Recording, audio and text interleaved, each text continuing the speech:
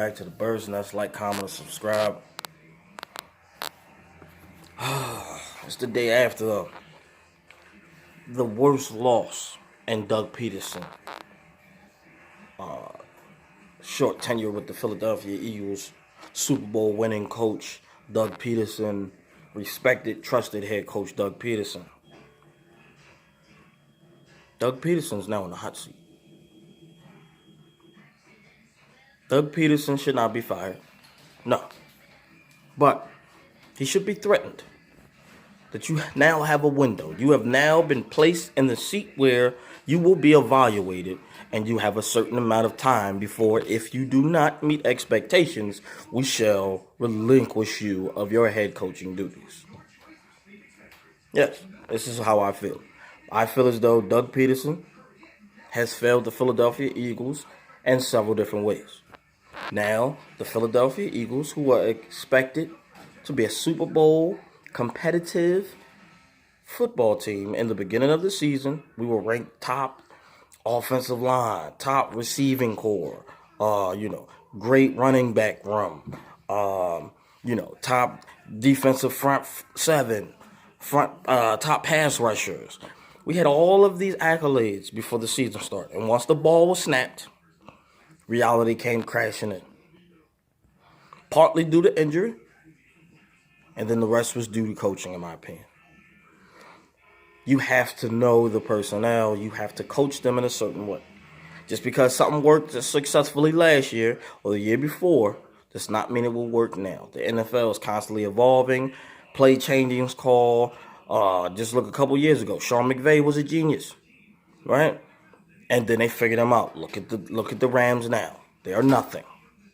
You figure out schemes. You play chess. You make the adjustments, and you stifle it. So how do you adjust to the adjustments? That is due to coaching. Dare I say, 6 years ago, 7 years ago, Chip Kelly was a guru. Oh my God, he's bringing this new offense, this college speed offense. No one knows what to do. This hurry up, the 80-play offensive game, and oh my gosh. Right, he's a genius. Look at Chip Kelly now. He's not even succeeding in college. After being fired and kicked out of the NFL, right? Now he's in college and he's still failing at UCLA. Right? Adjustments to the adjustments. This is what Andy Reid knew. This is what Bill Belichick does every year. His team is different every year. They find ways to win differently every year. Every time they won a Super Bowl, one year they were a running team, one year they were a passing team. Almost every time, their defense is their staple and their standing point. And each time is different. Great pass rushes one year, great secondary another year. Great scheming, they switch up. This is what you do. You find a way to win, you survey the field, and you say, this is what's going to work. The Eagles have a problem. They're being stubborn. They're being loyal to the wrong things. You should not be loyal to players. You should not be loyal to schemes. You should be loyal to success. If that doesn't work right now, you switch it up. Don't be so stubborn or pig-headed that you don't want to change it.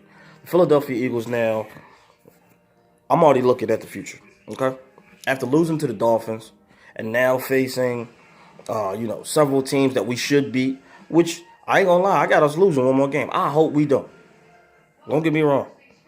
Oh, by the way, all of you Eagles fans, all of you content creators who have hopped off of the Eagles bandwagon, saying that this team is done and things of this nature, look yourself in the mirror. Personal character. I don't know what's up with y'all. Now, granted, I love my team. I ain't gonna fraud you. I'm highly disappointed about the way this season is going. But I always look at the positive. That's my character, though. Right? So, my positive is, say we lose 2 more games, right? We lose $1 than somebody else or whatever, right? Good thing is, we should get a high draft pick. We should be like number 13 or 14 as far as draft picks. We're going to get a number 1 wide receiver. Second round draft pick, we should definitely go get a cornerback, right? Get the best cornerback available. Maybe even make a trade and get another guy in the first round. I don't care. We need to be aggressive and do that.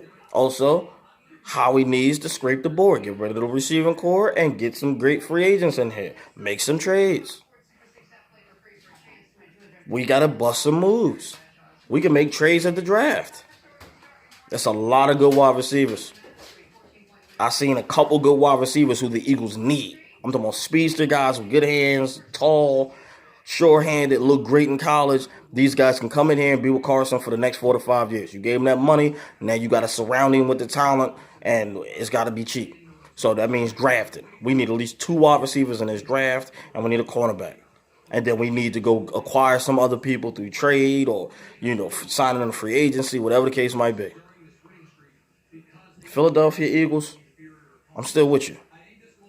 Win, lose, or draw, I'm Philly for life. You understand me? What's Philly got? You understand me? That's how this go. I've been there when we was trash, 2 wins. You understand? I was there for Randall Cunningham. I was there for Kevin Kolb. Y'all remember Kevin Kolb, huh? Yeah. I was there through the muck and the mire. Now we got a Super Bowl by Eagles fans. If you really a fan, you ride or die. Win, lose, or draw. We didn't have losing seasons before. We be all right. Chip Kelly destroyed my whole team, made me lose my mind. Now what happened? Several years after that, we won a Super Bowl. It's all right. We're going to be all right. We're going to pull this together. Carson had a bounce-back game. We look half okay offensively. The defense, Jim Schwartz, bro, it might be time for you to go. Mike Grew, you definitely got to go. They got a petition online that the Eagles should walk on. That's real. Y'all getting paid millions of dollars, millions and millions, and you guys are playing like y'all ain't got no drive, no passion for each other. All of that come to coaching also, and the coaching. We're going to see what happens. Fly, Eagles, fly.